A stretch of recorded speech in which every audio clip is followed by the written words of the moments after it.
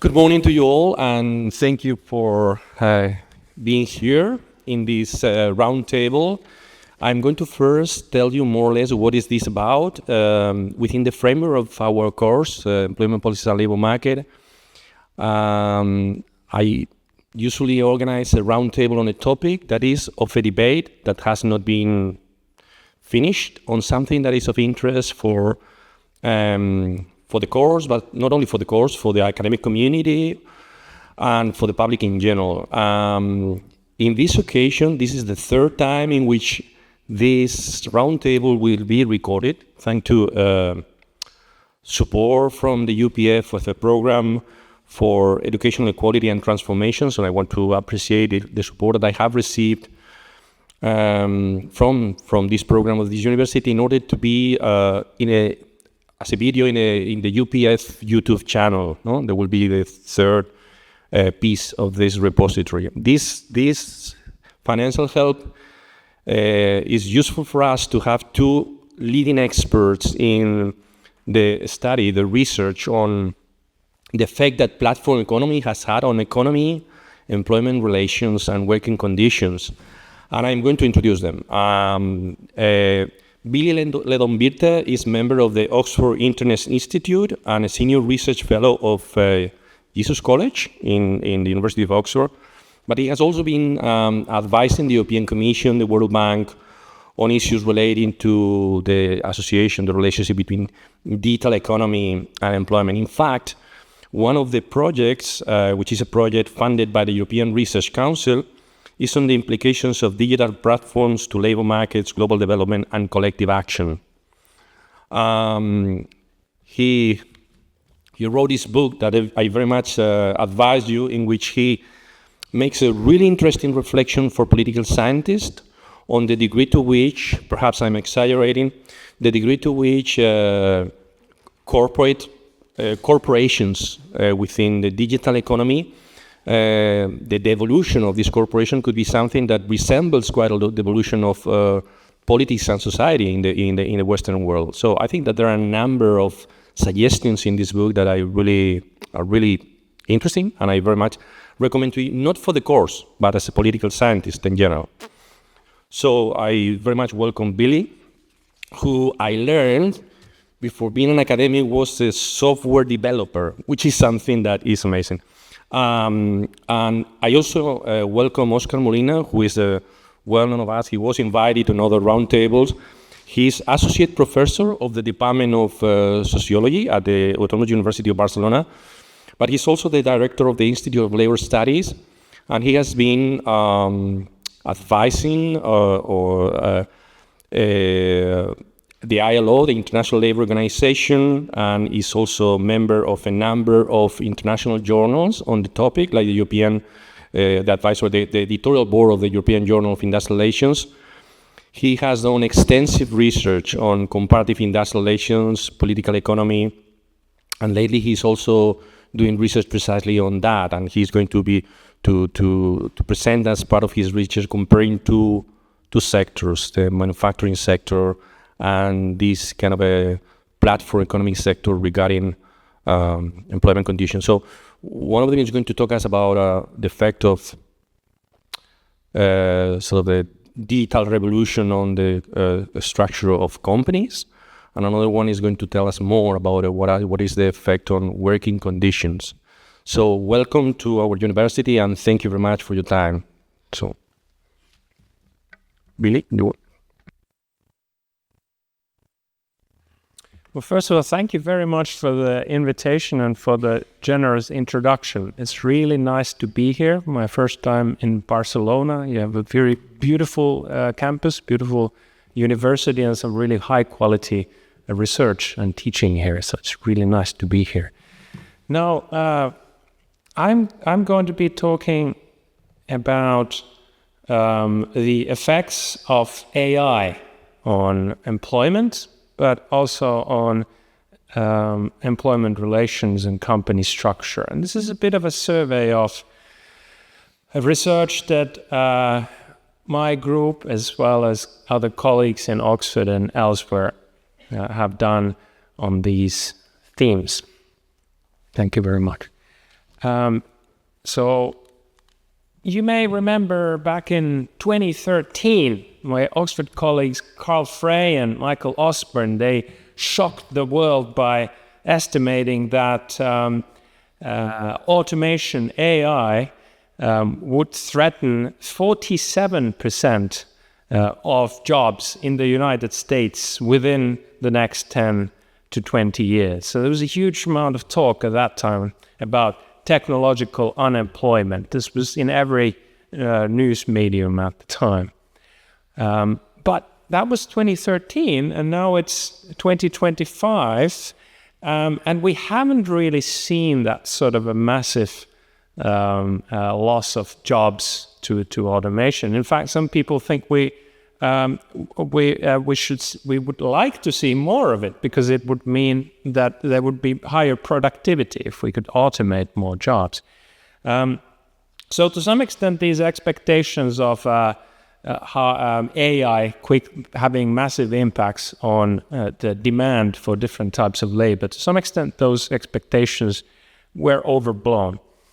But and in particular, for instance, this is visible in things like automated driving. Do you remember when self-driving cars were supposed to imminently take over the streets and make all taxi drivers unemployed? That's already 5 years ago now, that discussion, but it didn't quite play out that way. Partly that's because often when we see a rapid change taking place, rapid advances in technology, then we extrapolate from that rate of change into the future, and that results in overblown expectations, because usually technological transformation, rather than following an exponential curve, it follows a sigmoid curve where there is a slow pace, then there's a fast exponential pace, and then when the easy low-hanging fruits have been achieved, then advancement slows down again. The possibilities of that current technological paradigm are exhausted, and progress stops until a new paradigm is found. And so for this reason, some of the expectations were a little bit overblown. But having said that, it's not that nothing happened, because on the one hand, there were a lot of jobs and specifically skills that became obsolete as a result of automation, but also demand for new skills emerged. This is always the case with technological transformation, that it replaces the need for some skills, but it creates a new need for other skills, and therefore the kind of equilibrium effect on employment may not be as dramatic as we think. So Frey and Osborne didn't account for the fact that, yes, AI destroys some jobs, but it also creates a need for some new jobs. And this is some research that we did on kind of moving from asking what are the effects on specific jobs to kind of breaking those jobs down into specific skills and asking, okay, but what is the effect on demand for specific skills, right? And we see that, in fact, this AI revolution has massively increased the demand for what we label as AI skills.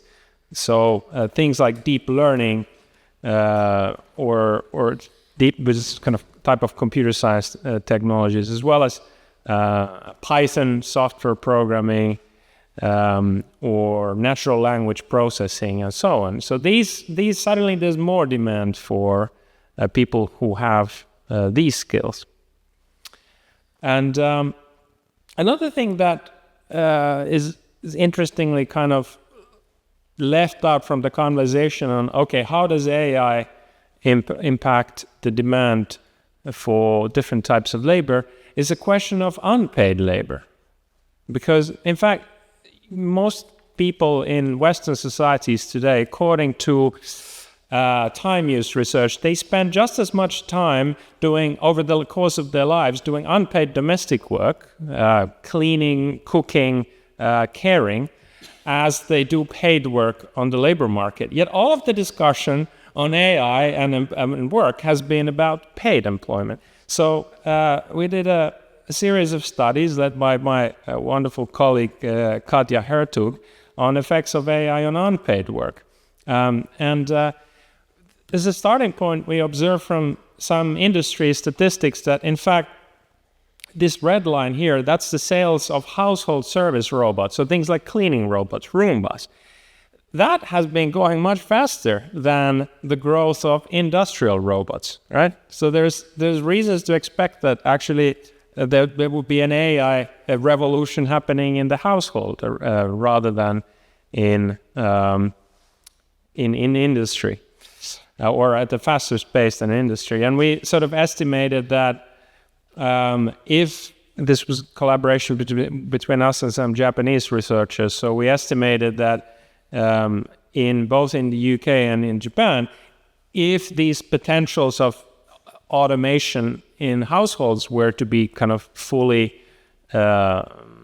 utilized, then within the next 10 years it would be possible to basically cut the amount of time that people spend on housework in about half. And this would be especially have a large impact on women who disproportionately do the unpaid work. And then that could have a knock-on effect on paid labor markets, because suddenly people would have more time available for the paid labor market. Having said that, so the red line in this picture shows kind of the current time use on unpaid work in Japan and UK by men and women, and the blue lines are kind of simulations, estimates based on different assumptions. Having said that, that this is just based on sort of technological possibilities, but as we saw in the case of self-driving cars, for instance, it's not just about what technology enables, it's also about what sort of society allows and what people think is appropriate. For instance, one of the biggest opportunities for saving time in unpaid work is childcare. It would be relatively easy to have children cared for by devices, screens, and apps. You know, they're quite easily entertained. But this is certainly not something that most people think is the way we want to do things. So what technology enables and what society chooses are not always the same thing. Okay, so that's basically my kind of quick take on effects of AI on employment. That there's been sort of exaggerated expectations on the ability of new AI technologies to replace, to kind of cause unemployment. They have reduced the demand for some skills, but they have also increased demand for some other skills. And this is typical kind of structural transformation of economies where technological change means that demand for different types of skills, different types of jobs sort of transforms over time. And it's more of a question of then adjusting to the new, kind of retraining the workforce and so on, than it is a question of being worried about kind of permanent loss of jobs. I think is what the kind of evidence suggests at the moment. But next let's talk about the effects of AI on employment relations and company structure, because most of the discussion on AI and work has been about the effects of AI on demand for work. But how about the bit that happens between demand and supply? So labor markets, the matching of people to jobs, because I've studied that a fair bit, and I think that's maybe where the more transformational effects are. So okay, it might alter the demand for different types of skills somewhat, but it's also going to alter the way in which people get sorted into different jobs and occupations and how they engage with those organizations, and that could really make society look a lot different from how it looks like today. So what do I mean by that in practice? I mean some technologies that we have observed that that could be grouped under AI that could have this kind of implications. AI itself is a very vague term. It doesn't mean anything specifically. It's a bit of a marketing term, but there are some concrete technologies that can be that are being rolled out and have been rolled out at workplaces and labor markets today that can be grouped, for instance, under management automation technologies and recruitment automation technologies. So management automation has to do with basically automating bureaucratic management practices.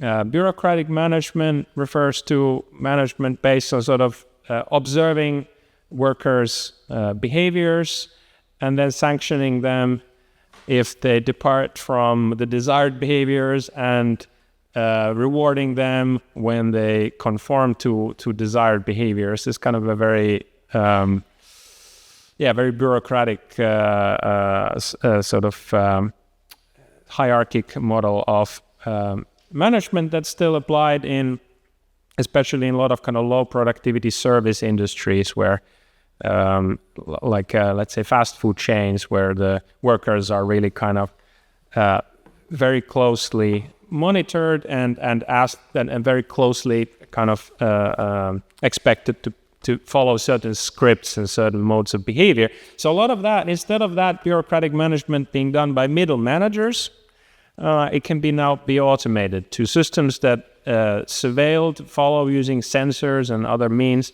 workers' behaviors. Then so-called people analytics, that is different kinds of analysis programs, big data analysis, that then sort of statistically analyzes those behaviors and sort of makes kind of conclusions as to whether they conform to desired behaviors or not. And then so-called algorithmic decision making, which means then on the basis of those analysis results, rewarding or sanctioning the workers. And this can lead to sort of work intensification, the kind of all the kind of negative things that we associated with bureaucracy since at least Weber's analysis of the kind of dehumanizing effects of bureaucracy on the one hand, but on the other hand, the kind of efficiency increasing effects, the Janus phase, two-phased phase of bureaucracy, as Weber says. Sometimes I've said that algorithmic decision making is just another word for bureaucracy, essentially, just done by actual machines. But already Weber was comparing bureaucracy to a machine, right? He was using metaphors of the perfect bureaucratic organization, which functions mechanically according to rules. People just sort of apply the rules, and there's no space for kind of human errors and no space for human discretion. That's like a perfect, well-oiled machine. Well, now we have that machine, but it's an actual machine. It's not made up of just people, but of actual machine parts. So in that sense, kind of not that much changes, really.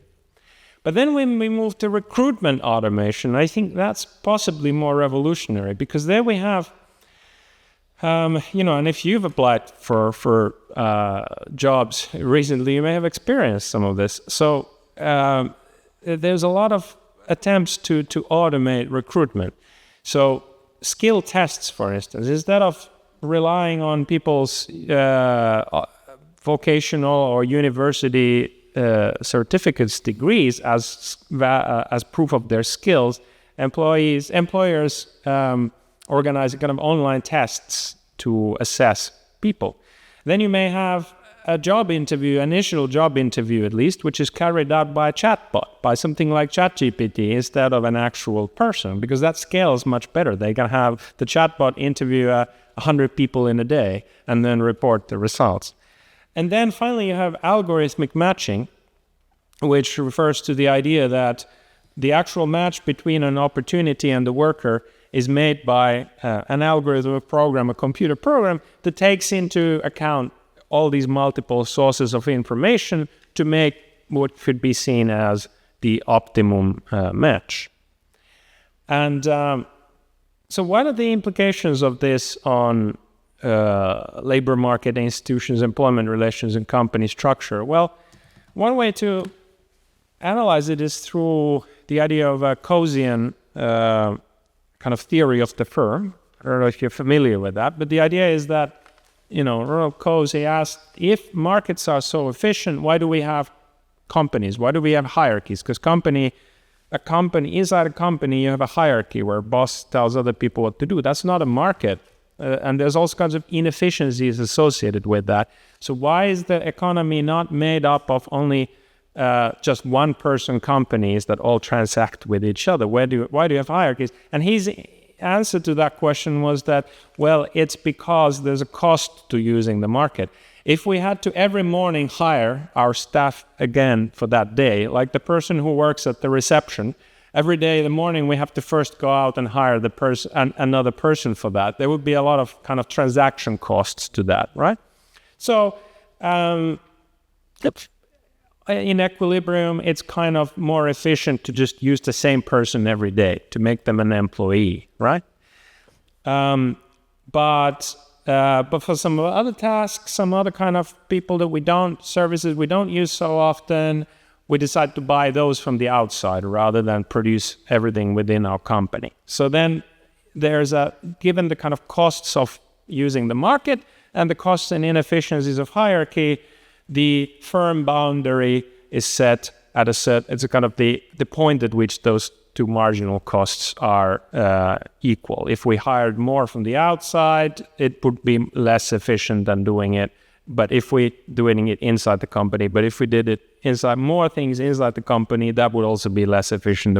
So the kind of, according to transaction cost economics, the optimum firm size comes from that. Now, what happens if you change these relative costs? So I was telling you about recruitment automation, and I was telling you that it makes it a lot easier to recruit people. It makes it a lot cheaper to recruit people. If that's the case, then we would expect that line there to shift towards more use of market.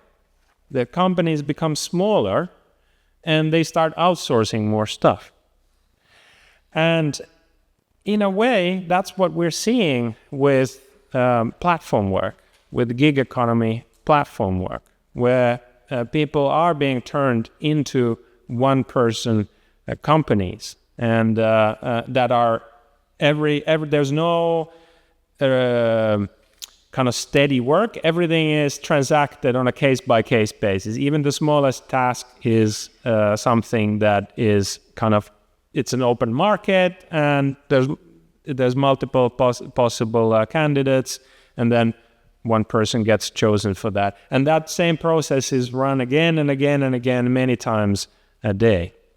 And this is kind of thing that recruitment automation AI enables there. So I'm talking about things like food delivery, but also things like online software development, freelancing. So Louise mentioned I used to work as a software developer. A lot of freelance software developers now, how they find work, they go on a website called Upwork.com or Fiverr.com, and they find clients there. And the clients don't hire them as employees, they hire them for individual projects on a per project basis. And the client is assisted in picking the right programmer for the task by an algorithm that recommends suitable workers to them, suitable software developers to them based on numerous data points. So yes, this is a kind of famous paper from 1987. Thomas Malone and colleagues proposed this idea that, well, technology will in fact favor the greater use of markets over hierarchy, of greater use of outcome-based rather than bureaucratic management. And that's known as the electronic market hypothesis. But what Malone and colleagues didn't take into account was the fact that, okay, so the relationship between the worker and the organization may become more tenuous, may become more transactional. But then a new type of relationship enters the picture, which is the relationship between the worker and that technology platform that didn't used to exist before. We kind of, all the early analysis of the effects of technology on society, they always saw technology as something that kind of just sits in the background, right? But obviously what's happened now is that the technology companies have become the biggest companies in the world. They've become impossible to ignore, and they've become very, very powerful. So we also have to take them into our analysis. And it turns into this kind of a triadic picture of employment relations. And one thing that we found by interviewing a lot of this kind of software and graphic design contractors who work on these online platforms to find clients is that indeed they find that they have, generally speaking, increased agency towards the client or the employer. And so they feel that they can fire their client if they don't like the client. Previously, obviously, this will vary between people and situations, but generally speaking, freelancers who find their clients through local networks often find themselves quite dependent on a small number of clients, and that means that they're not in a very good bargaining position necessarily. But when a worker is using a platform, suddenly they have millions of clients available to them. And it's still not necessarily easy to find work, but they're not so dependent on any single client, any single employer. So if they really don't like one employer really doesn't behave very well, they can get by just firing that client. That is to say, not working for them anymore, finding another. So we do find that people feel that they have increased agency towards the clients. But at the same time, then there's a new dependence on the actual platform, right? So they have to constantly prove themselves towards the platform that I am a worker worth recommending to more clients, and keep their reputation points up, get good reviews, do skill tests, be very active, reply to messages, anything what the rules of the platform desire of them. The platform company comes up with all kinds of rules for what they think workers should follow. And the workers really have to follow those, because if they don't, then they get cut out from access to further clients. So there's a kind of new dependence on the platform, and the platform is able to extract a lot of the surplus value. So the worker's bargaining position in relation to the client may be better than before. So they may be able to extract higher rates. But they don't get to keep those extra rates for themselves because the platform is able to extract them from them.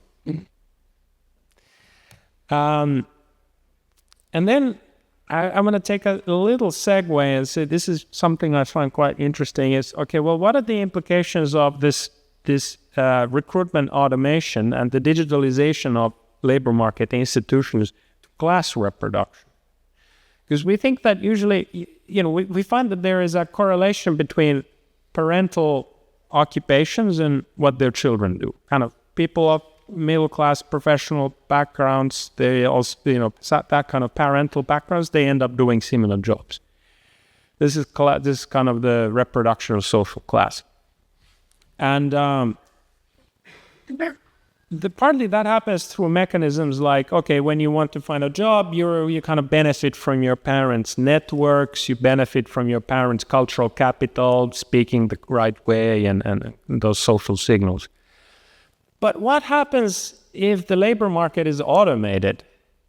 Does the algorithm care about the fact that, who your parents know? Does the algorithm care that you have a posh accent? I don't know about Spanish, but in the UK, it really is a very significant signal of your sort of upbringing, of how you sound like. And employers do make unconsciously kind of valuations based on that. But the algorithm, does it care about how you sound like? In an ideal world, the algorithm would be based on measures of your productivity. So it would be a more meritocratic labor market, in fact, in which your kind of ability to gain work and how much you get paid depends on your productivity and not on your kind of class position as such. And we do find some evidence of something like that in a large survey of these kind of skilled platform workers, software developers, graphic designers, and so on in Europe, including in Spain. This includes This paper has a section in Spain as well. So we find that what this picture shows is that in writing and translation work and in software development, which is the highest paid category, and in creative and multimedia work, basically you being from a salariat background, that is having your parents work in a kind of salary-paying middle-class occupations, does not predict you doing that kind of work. Like there is no observable statistical correlation. This is particularly surprising for software development. That's the highest paid category. So we don't see a correlation between people's parents being in a privileged class background and them doing software development work. It's quite interesting. There's some caveats to this, but I refer you to the paper to read the caveats. Now, in sales and marketing support and in professional services work, we still do it. You see the line is kind of, the mean is a little bit shifted, and the confidence interval does not straddle 1. So that means there's a higher likelihood, if you're from a salariat parental background, of working in sales and marketing support and professional services. And we think that's because in sales and marketing work, there's still a premium placed on the kind of genteel self-presentation skills that are acquired through a middle-class upbringing. And professional services, perhaps similarly, or perhaps it has something to do with networks. We don't know. Our data doesn't show that. But yeah, that was a little segue to class repression. But I have to say that if the algorithm is badly trained, like for instance, Amazon had a recruitment algorithm that was kind of trained on past hiring decisions, the algorithm learned that, so I should give men higher pay. It has learned that from previous, not because the men were more productive, but it just observed, so previously in the training data that I have been given, men were always given slightly higher pay. I shall do the same, right? So you really have to be very mindful of the particulars. But I'm showing you an example of where, there is a potential that it could actually be equalizing rather than entrenching of privilege if it's done right. This automation of recruitment. Okay, and I'm starting to run out of time. So one further point to make is that another thing that digitalization more generally, not just AI, does is that it does enable us to work better over distance. And that means that traditionally labor markets have been intensely local, that you're in competition with other workers in the local market. But now suddenly more professions than before have been opened to kind of competition from all over the world with all kinds of effects on, for instance, kind of wages. And this is just an example from platform work. Could you give an example of a job? Yes. Well, so what you see in this picture, this is again, this is from Upwork, this major platform for sort of skilled contract work. So something like software development, for instance, or graphic design, or accounting or architecture. For instance, the one job that's done a lot here is somebody has plans of a house and they want that turned into a 3D picture so they can kind of look at it from different angles. So previously you would have gone to a local office and have them do that, but now you can, a local freelance architect. But now you go online to this site and you just post a brief there and you have someone from Minnesota or from Manila offer you that service. And you have the kind of a lot of information about their productivity and reliability on the site. And that results in this kind of a situation where you see that because broadly speaking, there are some patterns in where work is being done and where it's being consumed, but it's a very global market. It's not kind of very globally. And 90% of those transactions that we observed cross national borders in this particular market. So then finally, briefly on, counter movements, right? So I've talked about some ways in which AI has perhaps affected the demand for jobs, demand for skills. ways in which it may be reconfiguring labor market institutions, company structure, and employment relations. Well, how are workers in particular attempting to react to some of these things? Well, first of all, I mean, there have been a lot of protests by, for instance, platform workers. So I've studied these platform workers a lot, and especially these online platform workers like software developers and architects and whatnot. And so they have protested a lot, and this is a really wonderful project I think it's at the University of Surrey, where they kind of mapped platform worker protests. But the question is, okay, when platform workers protest, who do they actually protest against, right? Because I show you that triadic picture, right? So who is it, are they protesting against the clients who treat them unfairly, or the platform, or are they appealing to the state? And basically we did the study where we asked this question, and it's not the most amazing study, but one thing we find is that basically, so there's three options here. The workers are protesting against the state. They're asking for the state to intervene. They are protesting against the client. That's the individual action. They're kind of individually taking some action against a particular client. Or they are what we call collective action here, meant a protest against the platform itself. And what we find is that those workers who find that they are most dependent on the platform, they're most likely to collectively take action against the platform. Whereas those who are, they're very angry and unhappy about the situation, but they don't feel so dependent on that platform. Maybe there's other platforms they can use. They are more likely to appeal to the state. And then finally, this is my last slide. There's this, I haven't published anything on this, but I kind of informally, I think that there's this interesting divergence then between sort of old unions or what could be called new unions in terms of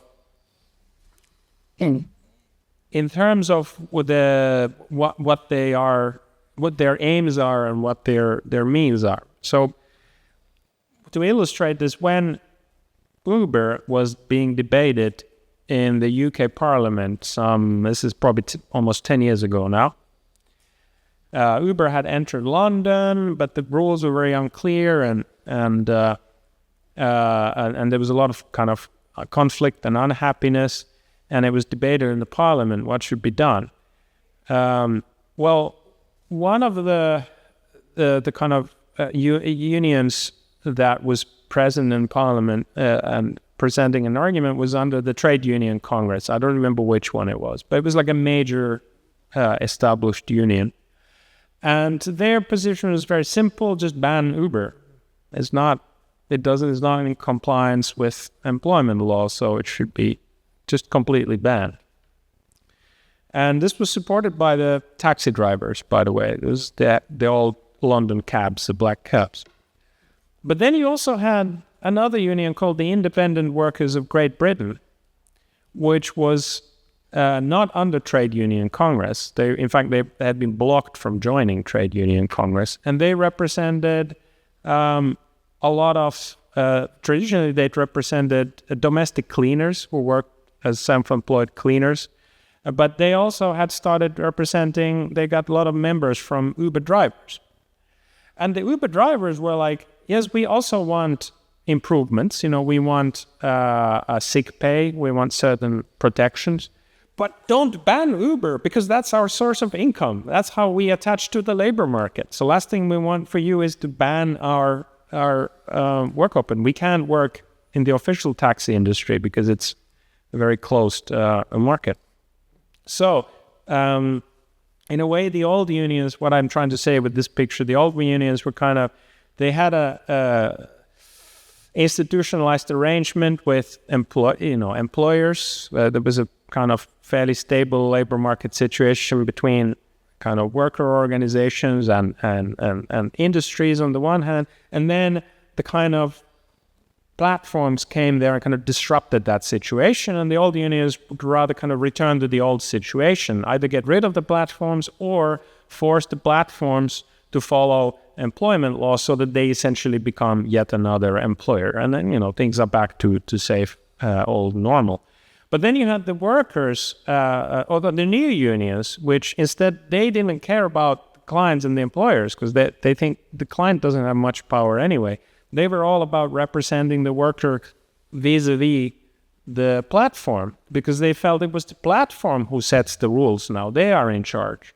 And this is particularly the case for these transnational platforms like Upwork that I mentioned, because they really mediate transactions between people, someone from Manila selling virtual assistant services to someone in London. If the London client doesn't pay, the Manila worker in Philippines basically has no recourse through state or union channels. Their best recourse is to appeal to the platform. So they consider the platform company as the government, the state, in charge of this transnational labor market. And they are concerned with kind of having the workers' voice being heard in the platform company's decision-making structures. Within each individual, because the workers are so spread across different countries, that in each individual country, they just represent a very small interest group. And it's very difficult for them to get their voice heard through the government, who is being constantly lobbied by many different interest groups.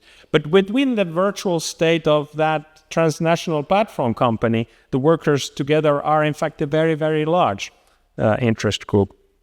And so these kind of new unions have rather taken that approach. So, and this kind of then goes to the cloud empire story, where we can imagine these as the economies and societies become more kind of transnational and territory as a unit of organizing economic and social activity becomes less important, and kind of delocalized communities and markets become more important. I believe that this kind of technological, quote, states, unquote, become more and more politically important entities, which is what the Cloud Empire's book is about. But thank you very much for your attention. Look forward to the discussion. Thank you, Vili. Good. I think it's very open. Yeah, I move here. You will say. Sorry, because we No problem. one computer. Yeah. Yeah. Okay. You have these. Yeah, thank you. So,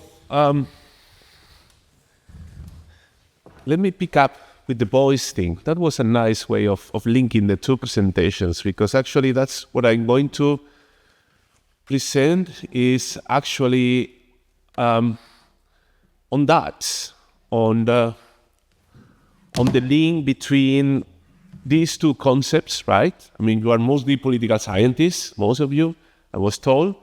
You have heard a lot, you know a lot about democracy. There is this concept of democracy, which is called industrial or economic democracy. That is where, kind of bringing democracy into the world, into companies, and give voice, basically. That is what is meant by it.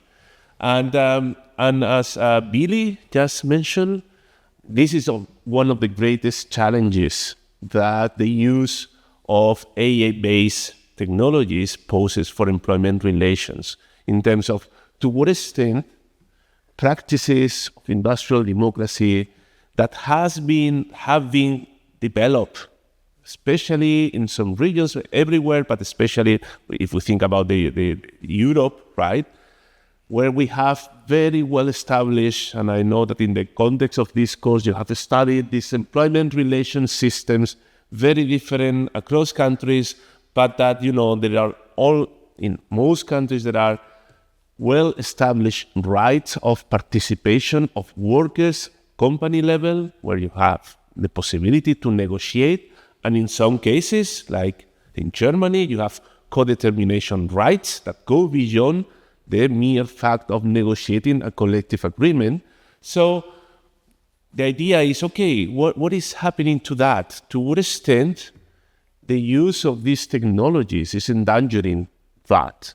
To what extent will that mean that by using these technologies, industrial democracy will erode or will weaken?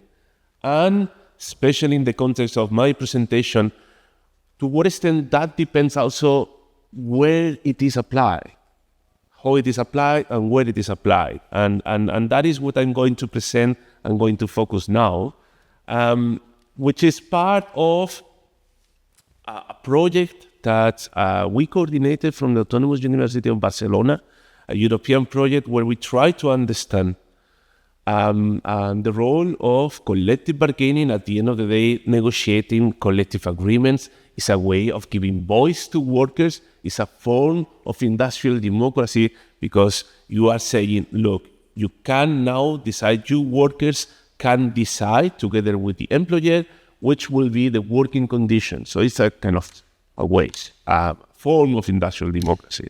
So to what extent, or what is happening in terms of rights of workers and voice with the use of an extension of artificial intelligence and algorithms? That is the main question we address in this project. And what we did is try to look at different contexts, because we all know that technology can be the same, but the impact of technology is very much contingent on where it is applied.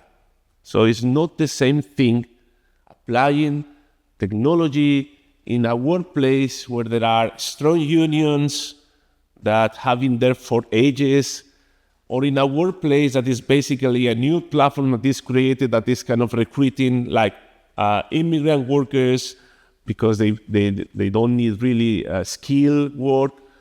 It's going to be different. The impact of the same technology, of the same algorithm applied in one context or in the other. And that is what we wanted to do in this project, try to understand that. And obviously, spoiler, what we found out is that, yes, it matters a lot. And especially we compared food delivery platforms versus manufacturing companies. The manufacturing sector is one of the sectors where trade unions have been very, very strong for many years, they still are. And then what we saw is basically, you can be using similar technologies, but the way workers perceive the impact of the technology is very different. When you are supported and you have behind strong unions, capacity to negotiate, you don't really care about the technology. It's going to be fine. Don't worry too much, because whatever happens, we will be able to negotiate. So workers are very confident. They don't really worry too much about the technology.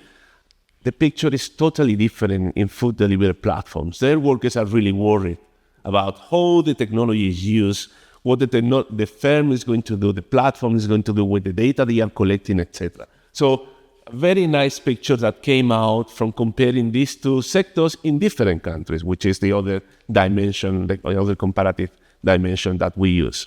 So let me just very academic start, right? The concept of industrial democracy. And here I go back to the webs, to this couple of English, well, they were not really scholars, thinkers, activists, one could say, Sydney and Beatrice Webb, that were the first that used this concept of industrial democracy, that have these two meanings, right?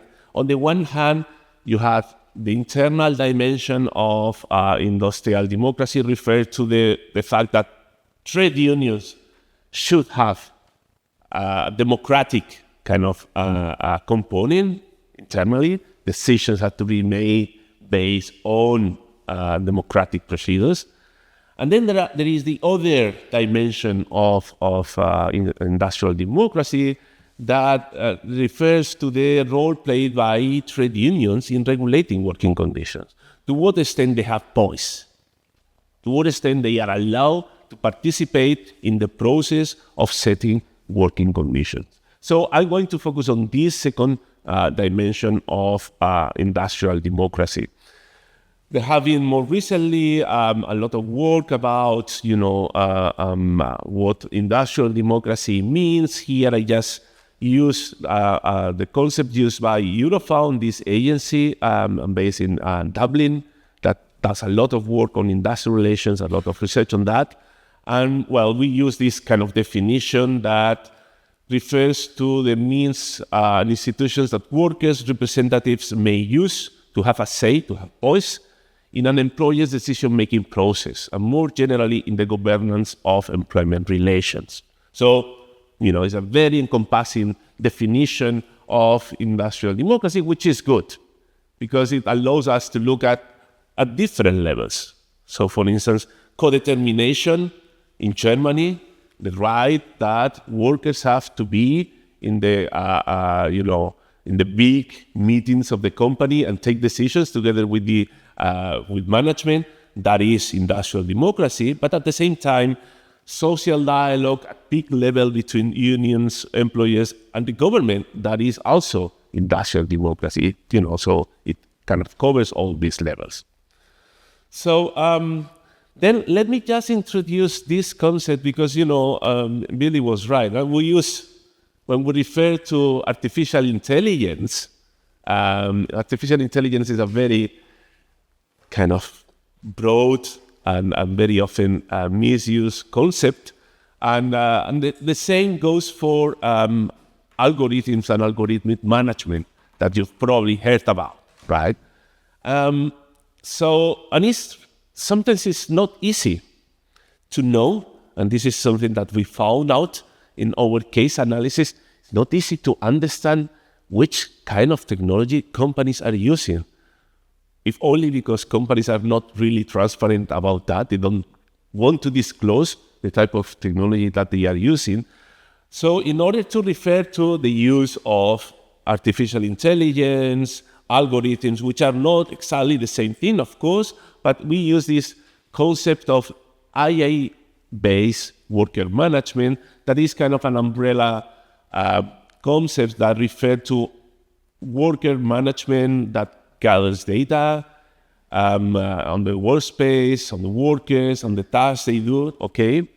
And I use kind of algorithms, etc., to make automated or semi-automated decisions. So it's kind of, very general concept, but it's good for the purpose of what I'm presenting because it doesn't really restrict to, for instance, algorithms or more specifically AA technology. So it's more encompassing in a way.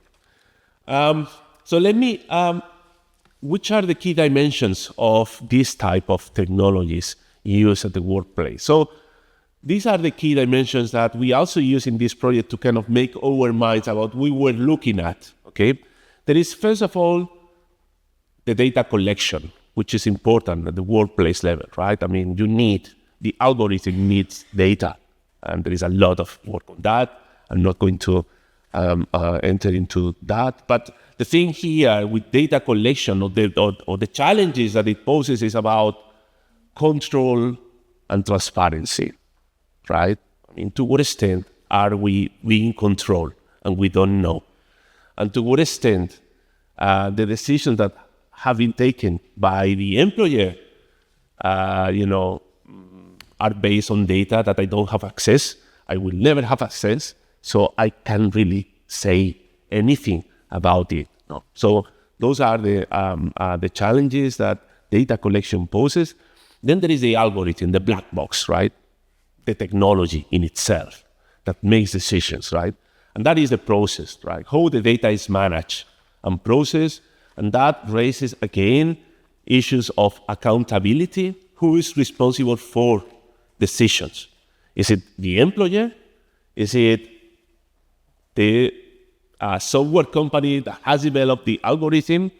So here there is an issue, right? Because the employer very often outsources to a software company that provides the algorithm, perhaps without even knowing anything about how it works, what is behind, but then decisions made by the employer are based on this technology, right? So who is accountable for that? The employer, who is the final decision maker, or the software company who has developed the algorithm. So that there is a problem here with algorithms, right? And then there are decisions, right, and how they are applied, the way in which data is used, to what extent, okay, I have a company, I'm using an algorithm that helped me to recruit people, to make faster decisions about who I should hire, but to what extent I'm just leaving that to the algorithm without any kind of human supervision of this process, or to what extent I'm having a kind of very hands-on approach to it. So I use the algorithm just as a mechanism that makes it easier for me and faster for me to do the process, but at the end of the day, the final decision is made by a human, right? So that's the other thing, the other dimension that we were interested in looking at. I'm not going to explain which are the main challenges of this type of technologies. You have it here. You will have here in the slides, but it's basically what I just explained. There is the issue of control and surveillance, of course, transparency, accountability, and then based on the algorithm, to what extent the decisions that are made have biases. Vili mentioned it before, and perpetuate forms of discrimination in the labor market, which is one of the big risks of this type of automated recruitment that is more often used. So what is really distinctive? Because, and that was very nice that Vili started the presentation with, okay, whenever there has been a technological change, there are, I remember in the early 80s, right, there was this book, what's the name of the end of work? Fukuyama. Francis Fukuyama. You probably heard about it. He wrote this famous book about the end of work. And it was a bestseller, and it was basically predicting that because of the extension of computers, there will be massive unemployment, just as Vili was showing before, right? So this is happening periodically, and the Luddites in the early process of industrialization were also feeding that. So it's nothing really new, okay? Now, the thing here is what is really new about artificial intelligence, about all these technologies. Does it really make a change in relation to previous technologies? And here I will point out 3 characteristics that I think are important. First, it is a dynamic technology, and that's very often overseen, right? But precisely artificial intelligence, what is distinctive is the capacity to learn. So the decisions compared to an algorithm that simply kind of repeats based on a number of kind of a process, repeats decisions, the algorithm artificial intelligence has the capacity to learn with the data and to make new decisions. And that makes things different, right? I mean, we are facing a technology that is capable of learning. So it's dynamic. And that is something that is important to keep in mind. The second one, these technologies are ubiquitous, right? So can be applied in very diverse ways, in very different contexts, and it's hard to know or hard to see how it is applied. Very often, we are talking about cost, or this is something we are writing a paper based on some of the things I'm going to present here on the manufacturing industry, where basically we are fighting cost because we don't know how the technology is used. We know we can sense something, we can think that there is something being applied, but we don't really capture or catch the extent of it. So that is the other important characteristics. And the third one, and this is particularly important from the point of view of industrial democracy, is the complexity of the technology, right? Because, it's very easy to negotiate as a trade union an employee representative in a workplace, it's very easy to negotiate what is, okay, let's talk about this technology that is introduced or this machine that is introduced. Let's talk about, how we do it, whether, we should think about, new shifts, the workplace, whatever. But what happens with the technology that the employer is using and is used for taking many decisions at company level? You don't know anything. You don't have a clue. I mean, you are a software developer, you were a software developer, so you know something. But most trade unions don't know anything about these technologies. How can you negotiate, have voice about something that you are totally, you don't know anything about it? So that complexity and the technical requirements that it has for a trade union member that has to negotiate over the algorithm that is used by a company, is very hard. So that's another thing that I would like to highlight as a kind of new things, new challenges that this technology brings compared to previous technologies that have been applied. Okay, so basically, if we have to summarize what AA-based worker management technologies, what impact do they have for industrial democracy, we can say that these are the four main key impacts. One, first of all, they may unbalance power relations. I mean, at the end of the day, technology, and Vili was very right about it, technology is power. Okay?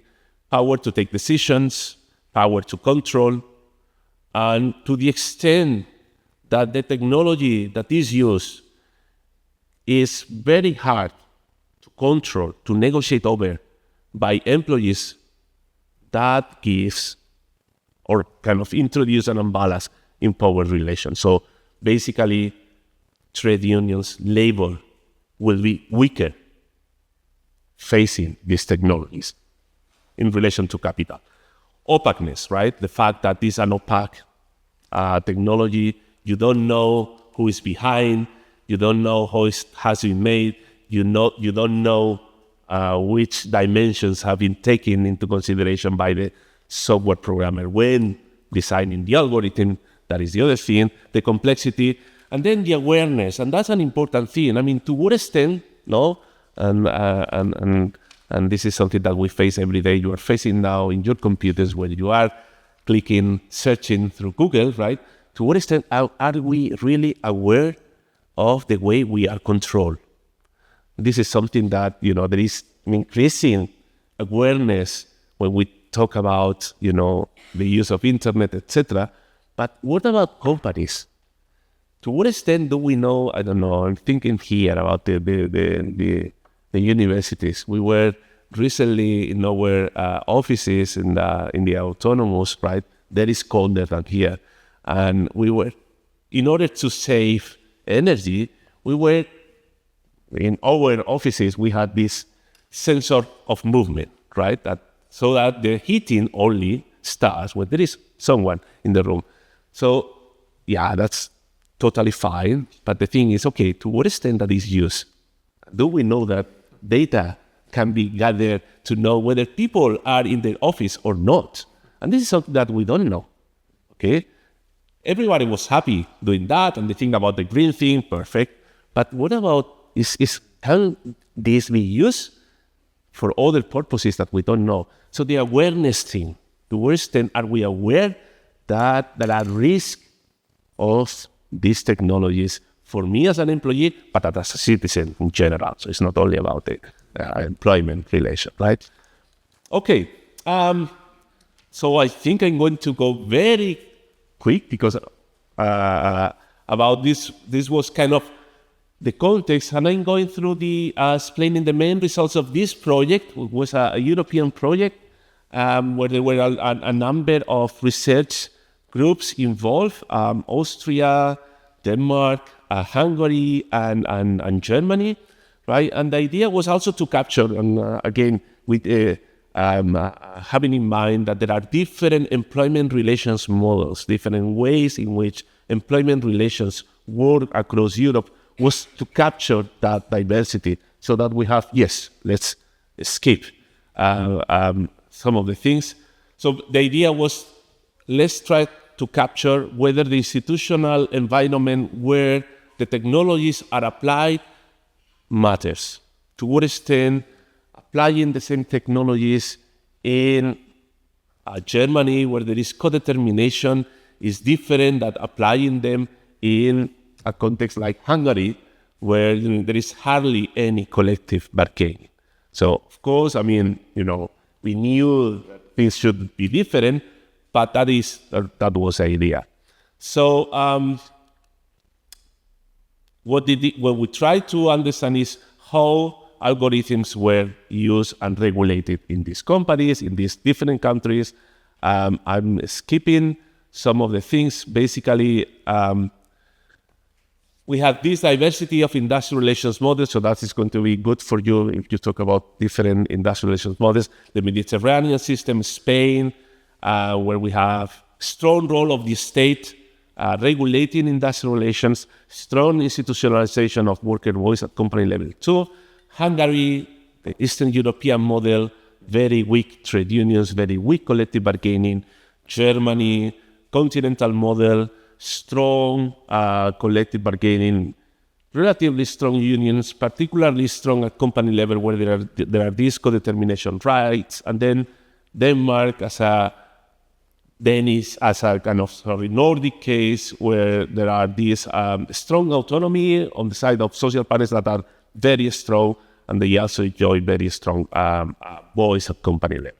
So the first thing that we did in this project was to look at the way in which algorithms were regulated. What was the role of collective bargaining versus statutory regulations? And there is an article that was already published in Transfer where we kind of look at that. And basically what we saw is that the way in which algorithms are regulated across countries very much is kind of path dependent. So in those countries where trade unions are strong, where there are strong participatory rights, strong industrial democracy, the idea was to strengthen that. That was the case of Germany, that reformed the co-determination law in order to make sure that when employees had to negotiate about the algorithm, they have the technical capacity to do so, so that the employer had to provide kind of a technical expert, a software developer that will advise the trade union, the employees' representatives on the algorithm, so that the negotiation could take based on an equal foot in a way, right? Knowing what we are talking about. So strengthening kind of co-determination rights, that stands in contrast with the approach in Spain, right? That what we did here is, because of the strong role of the state, we regulated it, the riders' law, okay? And we say, okay, it is the state that has to do it, which is good, because it's kind of, we refer to this as kind of protective regulations that cover all the workforce, whilst participatory standards in the regulation are more directed to strengthen the role of trade unions, employee representatives, and empowering them to exert this right to have voice to industrial democracy. Okay, so I'm going to straight. Actually, there is a lot of data here, so I'm not going through it. I'm going straight because I don't want to. As you see, I was very optimistic about the timing, but basically you have the two sectors compared for the 4 countries: food delivery platforms, manufacturing companies, and I go to the, okay, here. What we find in the project, that's a kind of, it's hard to summarize a 2-year project in a small table, but I think we can try to do that exercise here. So in terms of the way in which algorithms and artificial intelligence is used in the two different activities, we found different important differences. First, in the case of manufacturing, artificial intelligence and algorithms were used mostly in human resource management, recruiting, selecting, measuring productivity, okay? But then also in order to rationalize the processes at company level to make it more efficient, right? To have an algorithm that says what things have to be done and how to have to be done, okay? And to manage order. One of the things that we expected and we thought that we will find is a kind of, before Vili referred to Weber's bureaucratic model, the idea of digital Taylorism. To what extent, and that was an hypothesis that we had, that in the manufacturing sector, what we will see is that the type of time measurement that is characteristic of Taylorism, right, in the manufacturing sector, measuring time, there you have an excellent opportunity as an employer to make it even more efficient, right? To have machines that control you, all movements, all times, and that makes sure that you are doing things as should be done, right? And that is something that we didn't observe, except for the case of Spain, to some extent, okay?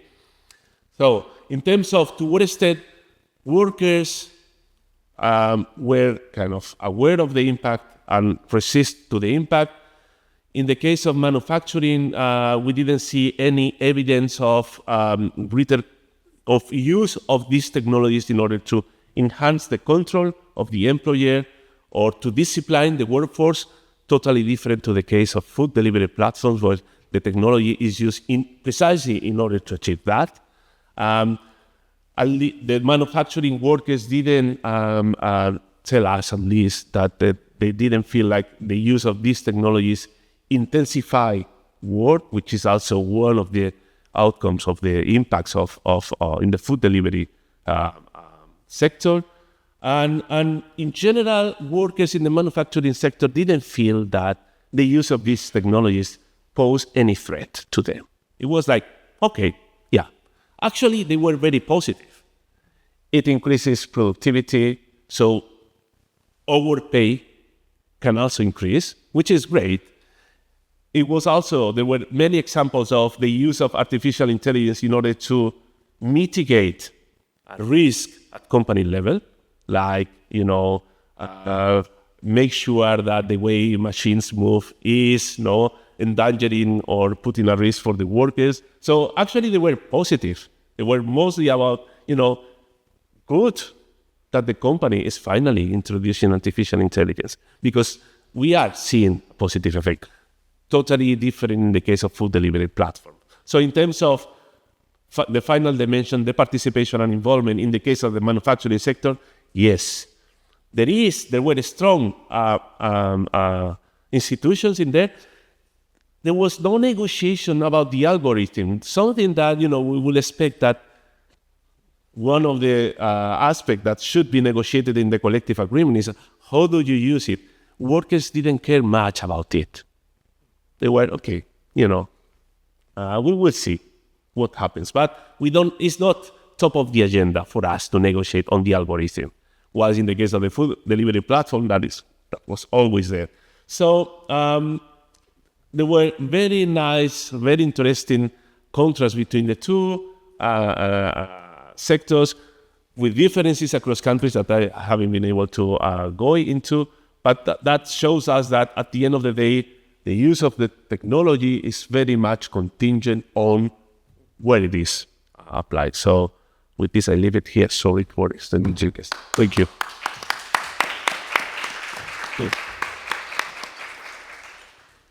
Thank you very much to you both. I think I have personally found it fascinating. I think there are a lot of suggestions and ideas. Now we have like 20 minutes of question and answers for whoever wants to ask. Which is really nice.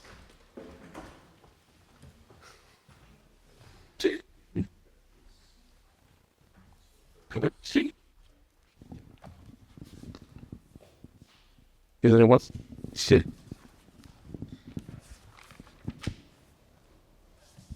First of all, thank you for your presentation. And regarding exactly this slide about borderless labor markets, what are the implications in terms of policy making, for instance, in the pension system, since we have like more cloud labor markets, borderless labor markets, the bargaining power is completely shaped. So it comes without saying that maybe also the pension system, the way workers try to save money completely would be reshaped. And in your opinion, what would be these consequences and how the government also should change policies in terms of that? Do you want to go first? Oh, no. All right. Well, obviously this is a very key question that you've hit on, and I don't have any good answers to that. I mean, there's been attempts at this, for instance, in Germany at this Federal Labor Research Institute, I forget what it's called. There's someone called Enzo Weber, and he's been working on this concept of like some kind of a European-wide or even global-wide, like a pension system into which workers would contribute regardless of where they're physically located. So there are these ideas of, well, maybe these social protection institutions also need to evolve beyond national boundaries if the labor market grows beyond national boundaries. But then that's very difficult to make happen in practice because still our political decision-making structures are mostly organized along national geographic lines. Unions are also kind of geographically organized. So it still, for now, seems like a pretty sci-fi future. But I have just to give some kind of long-term perspective and open up our sociological imaginations. In the Cloud Empire's book, when I talk about social protection, I talk about first the transformation of social institutions during industrialization, because that was a similarly massive change where previously social protection, so kind of care in times of sickness and old age and care for children and so on, it was something done by extended family units, and it was something done by perhaps the Catholic Church in Europe. But then as societies industrialized, families' sizes were reduced to more kind of nuclear families. People moved to cities. Also, the social risks increased. Industrial work was harmful in many ways.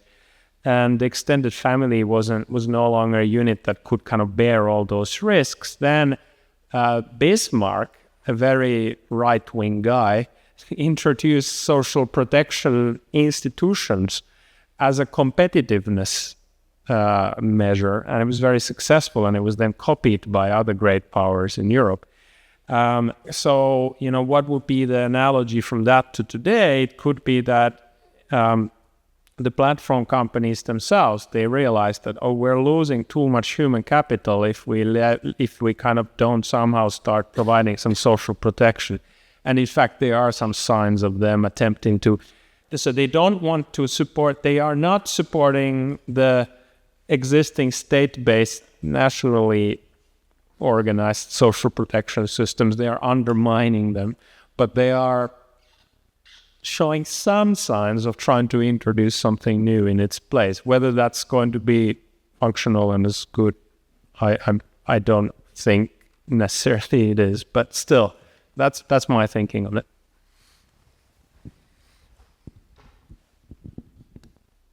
Did you want to say something? Maybe you have something more concrete. Like, I think he was asking for, okay, what can the government do today? And I don't have any answers to that. I mean, the only, for instance, at the European level, when you think about people moving, right, within, now we have, for instance, a European Labor Inspectorate, right, that takes care of mobile workforce across, and that moves, and that, because it was the realization that labor inspectorates based on a single country were no longer. Of course, it wasn't really thought about or designed thinking about platform workers, but could also be the case that could be applied. So, in a way, the transnationalization, if you want, of welfare state institutions, including labor markets, etc., is something that is on its way. It's hard to say whether it will,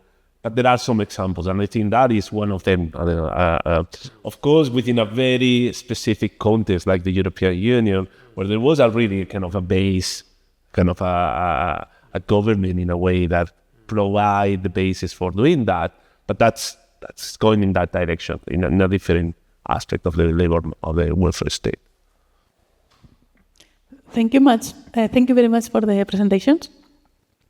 You have started the presentation regarding the debate on Gaussian, no? On the question of if the reduction of the transactional cost might increase market dynamics or might increase hierarchical dynamics, no?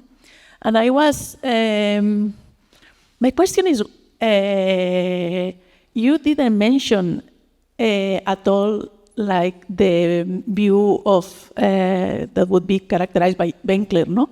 That and his book on the wealth of networks, that actually he predicted, or he hypothesized that the reduction of the transactional cost were going to favor the increase of commons, not the market, not the state hierarchies, but the commons, no?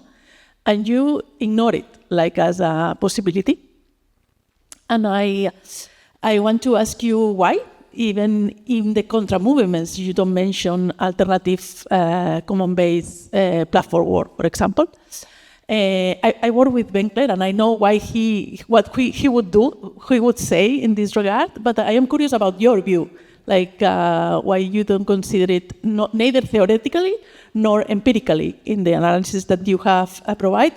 And this is also have to do with your presentation, because I think in your analysis, and you also refer that because Vili is computer science, no, he might incorporate certain elements. I also think that the civil scholar contribution into this question would be very relevant to have it in mind, because when we analyze the dynamic of algorithms, we should not give it as a granted that it should be only one model that is based on closed software. There is also the possibility that the algorithm is transparent, that the data is open. And this changes a lot the power relationship in work context. So I think we should not ignore it, no? And this is why I also refer to you, no? Why don't you consider the alternative ways of managing based on open knowledge or the commons kind of approaches? And then I have a second question. I have enjoyed a lot your presentation, and this is I have a lot of interest. My question is on the gender implications, because you have Vili, you have provided the social class implications. I have been working with your data on the e-labor when you incorporate the gender afterward, and so this is why I'm so interested about this question about if you have developed a further analysis of the gender dynamics through that work. And also the same for Oscar, no? Like, which are your gender implications on the basis of the analysis that you have provided? Thank you very much. Thank you. I mean, amazing questions. The Winkler question I get asked quite a lot. I mean, briefly in the book, I mention platform cooperativism. The idea that, well, why couldn't these platforms be cooperatively owned by the workers rather than by a large company? And in fact, they have, as I'm sure you well know, there have been many cooperative platforms have been started. There was, for instance, in New York, Juno was supposed to be an Uber killer, cooperatively owned Uber alternatives. There's like a cooperatively owned version of eBay and Amazon in Germany, something Mondo. There's here in Spain, a cooperative Airbnb. There's all these platforms, but the fact of the matter is that empirically, they have not scaled up. Most of them have closed. So this Juno has closed. The cooperative eBay has closed. Those that exist remain very marginal, and they don't really affect the lives of the great majority of people working in the gig economy or the digital economy. And so insofar as my analysis is concerned, I always do empirical research, surveying people, interviewing people. It just doesn't show up. The cooperatives don't show up. So that's one part of the answer. And then that kind of related to that, then Benkler, when he goes around giving speeches, he still uses Wikipedia as his case. It was the original case that his book was based on, and it's still the case he talks about, because nothing else has really kind of reached the same level of success as Wikipedia. Open source software today is produced by large companies. I mean, 99% of the code is produced by Microsoft and by Amazon. The Linux operating system is mostly made by IBM today. It's licensed with an open source license, but it's not a community of kind of freelance software developers or something that do it. Then theoretically, I kind of briefly discussed it in the book, like, well, why is this theoretically so? I mean, partly it has to do with the same reason as all cooperatives kind of face this kind of incentive problems in growing, that if it's a good business for the original workers, then you don't really want to bring it workers into it. We're going to close the market in some way. The governance, democratic governance, is also more costly. It requires more effort. There's usually a governance, the participation elite in cooperatives who are more active, the iron law of oligarchy, a small number of people who show up to the meetings and most people don't.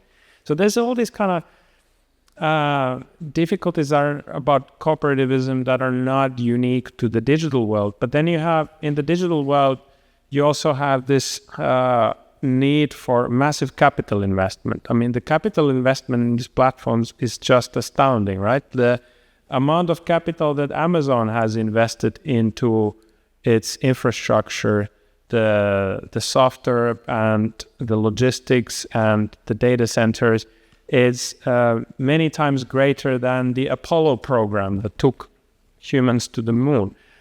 And the cooperatives have faced, obviously, difficulty raising capital to such amounts that would be competitive with these companies. So, and even normal startups with hundreds of millions of investment face difficulty, basically cannot challenge the big tech anymore. But in a way, what I'm advocating for at the end of the book is that the platforms become cooperatively owned and governed, just not by means of starting alternative ones here and trying to grow them up to challenge Amazon and Google, but taking over Amazon and Google and so on. There is just to add, there is actually, if you ask food, and instead of using just it is, we can say one of the good that has its own collective agreement, but there is Mensakas here, which is a cooperative food delivery platform that has open source software, the algorithm, and we did a study recently for EU OSHA, the Health and Safety Agency in the European Union, where we tried to look the psychosocial risk of the use of algorithms and for platform workers, and it was very different, of course. I mean, but that was precisely the reason why they didn't want to grow, because they fear that being small was part of the reason why they could have good working conditions, not feeling like controlled, disciplined by the algorithm, which actually they manage. So, but they fear that, escalating up will erode that. So they want to keep kind of a a small company with, I think, 30-something cooperatives, and they are happy with doing that. They don't really... So, yeah, there are trade-offs in there. And it seems like it's hard to scale up this model using the same technology. And so, yeah, it's a nice event, actually, to have. Should we address the gender bit briefly? I don't really have much to say about that. I mean, it's sadly an understudied topic, and I'm super thrilled to hear that you used that data for something. I'd love to hear more about that. Maybe just to say something about gender and online work specifically, there is kind of two narratives around that, like what does it do for gender equality? On the one hand, people say that, well, it enables women to participate better in labor markets because they don't have to leave the home to do so. But the flip side of that is, well, but it also allows established gender roles to be entrenched because women don't have to leave the home and to do work, so they can remain at home and take care of the house. Thank you very much. I have many questions, but I will I have few questions of my own. My students are now revising this old debate on the association between technological change and the quantity on the one hand and the quality on the other hand of employment. So I think it's very reassuring to know that Frey and Osborne were not right in saying that 47% of the jobs in the United States were going to disappear. But it would be interesting to know exactly why. And I was thinking, on the one hand, we have, for instance, proofreaders or translators. They may not be that many in the future. On the other hand, we have the case of the drivers. I mean, the failed case of trying to substitute drivers by technology. So my first question is, what happened in the case of drivers that prevented artificial intelligence or technology to sort of substitute them? The other case is quality. Even if we can be reassured that it's not going to be too bad in terms of quantity, jobs, level of employment, then there is the issue of quality. And there are a number of things in what you said and a number of things in the book, in the Cloud Empires, that made us feel worried about equality because, for instance, there's unpaid labor. Unpaid labor in the sense of labor on digital platforms that is not paid or is even taken over. I mean, I was amazed by what Amazon did in order just to took over projects of some of the people who were using that as a trade platform. So what are the prospects of the quality of the employment?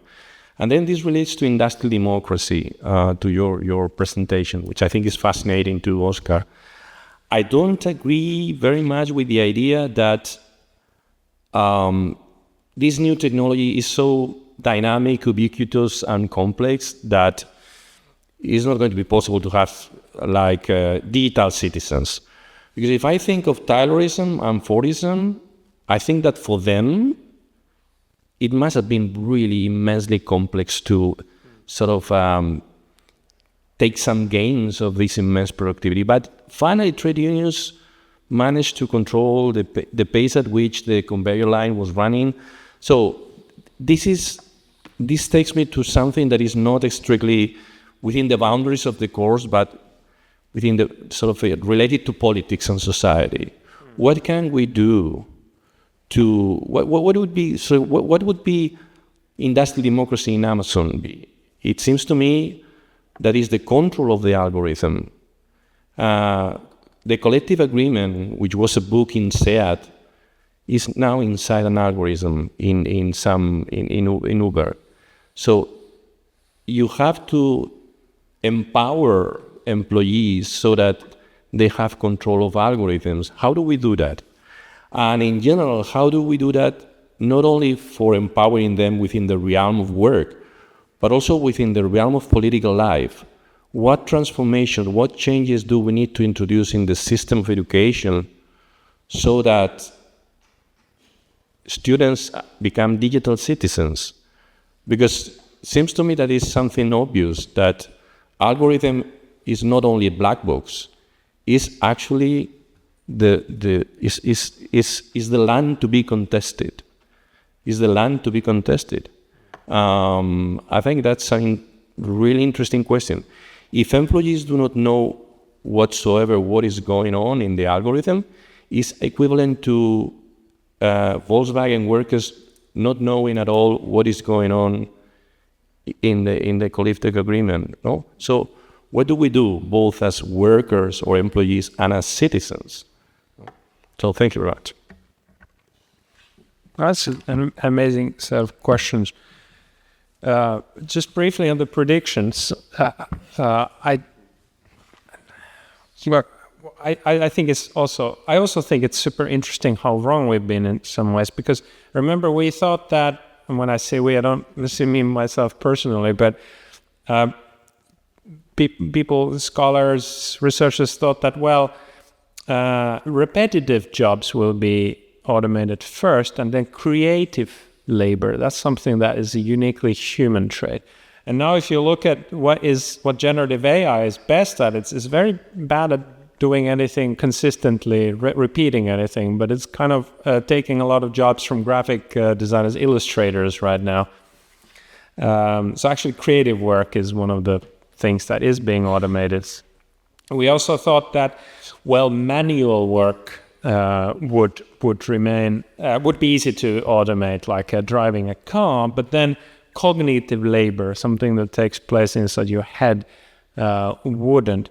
And that's not how it played out at all. And I think partly, maybe just speculating here, but it has to do with positionality of the predictors, because it was the creative, cognitive, white-collar workers themselves who were making these predictions. And surely I'm not affected by any of this. It's these other people.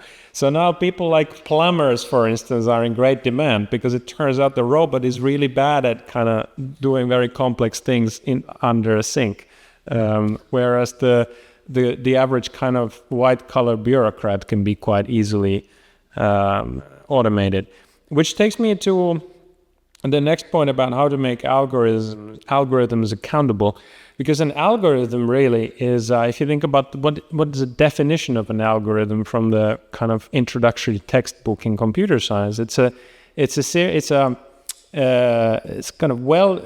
procedure that takes some input and applies a series of well-defined steps, instructions to that input to derive an output, right?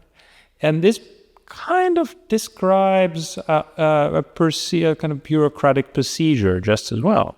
So I've argued that, in fact, we've had algorithms all along. Like algorithmic management is not a new thing. It's just another word for bureaucratic management. You take some facts and you apply some process of determining an outcome. Is it good or bad? Punish or reward? The only thing that's changing is we're doing it by computer.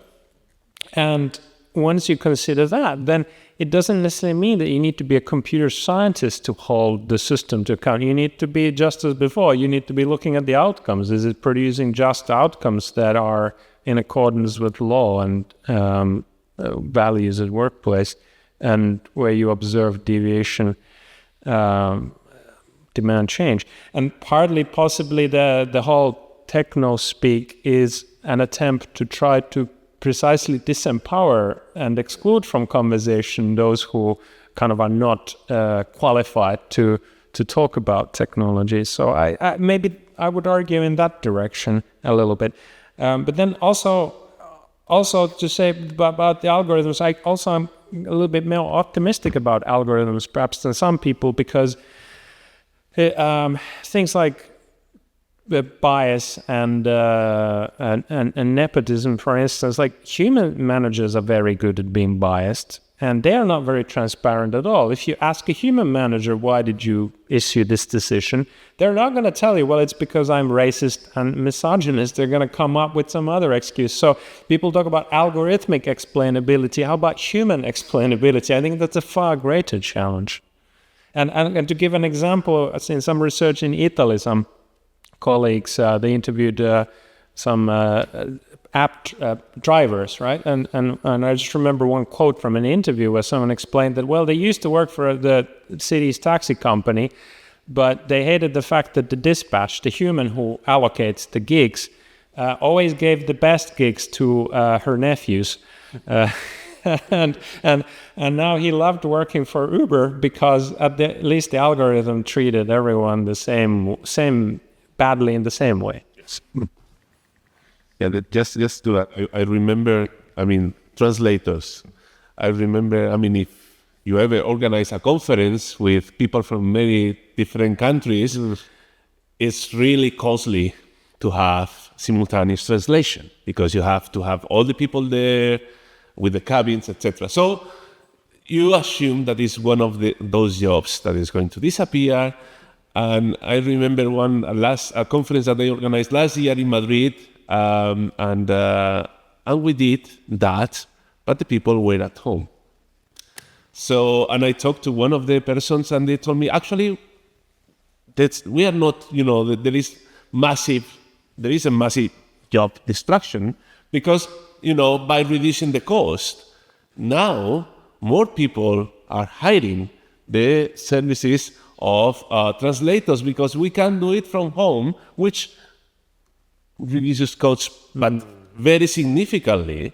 So, small conferences can be very well done by doing that. So, it's not like a very determined process where it's kind of very, depends on many variables. And it's a very nice example of that.